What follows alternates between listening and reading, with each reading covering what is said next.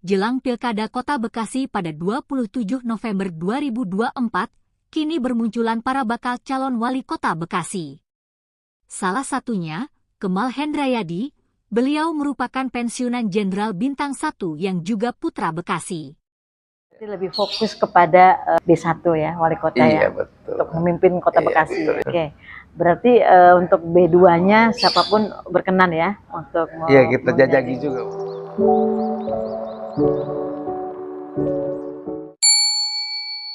Lebih fokus kepada B1 ya, wali kota ya, betul. Untuk memimpin kota Bekasi. Betul. Oke, berarti untuk B2-nya siapapun berkenan ya untuk Iya, kita jajaki juga, Bu. Kan kalau kita nyari pacar kan kira-kira yang sehati gitu kan. Tidak ada kita bekerja sama, memiliki pandangan yang sejalan. Kalau pacaran beda-beda, jalan yang satu ke utara, satu ke selatan kan. Orang berumah tangga kan harus jalan sama. Ya, kita ibaratkan ya.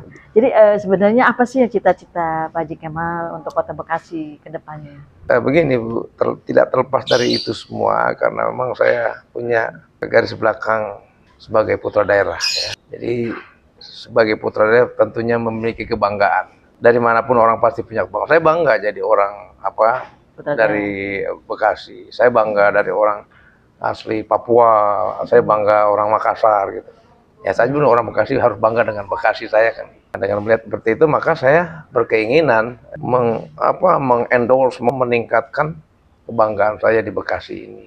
Orang bangga kan pengen semuanya serba bagus. Saya pengen bagus, Bekasi juga bagus. Bekasi juga harus setara lah dengan yang lainnya.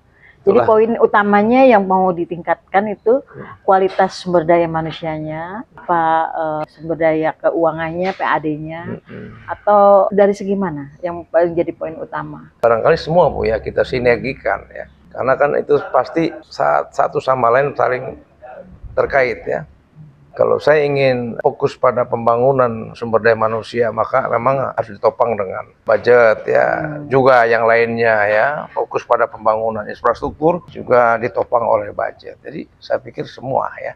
Saya juga pengen mungkin bagus pada pelayanan publik, bagaimana tata kelola pemerintah, maka juga budget kan gitu. Punya budget ataupun SDM ya. Jadi tidak luput dari SDM, tidak luput dari sumber daya manusia, sumber daya modal kan gitu.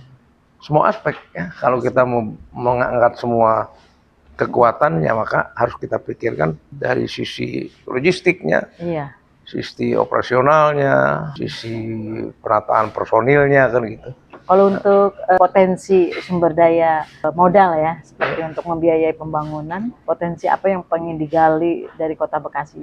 Ya, yang pertama memang Bekasi ini sebagai penyangga ibu kota, pasti orang banyak berminat tinggal di Bekasi, kan gitu. Pasti dia akan, semua pun ya, kalau dia ingin bertaruh di Jakarta kan tinggalnya pasti kebanyakan tinggal di Bekasi. Itu sebenarnya sebagai sebuah peluang ya, peluang dari segala aspek sebenarnya. Bagaimana meningkatkan sektor jasa dengan banyaknya orang bisa ya, ataupun sektor-sektor yang lainnya penopang pemerintah. Barangkali memang di kita kan memang berlaku pajak ya, dengan banyaknya orang kan ada pajak ya, tetapi pajak juga dalam tanda kutip yang betul-betul tidak menyulitkan kan gitu, yang wajar pajaknya aja.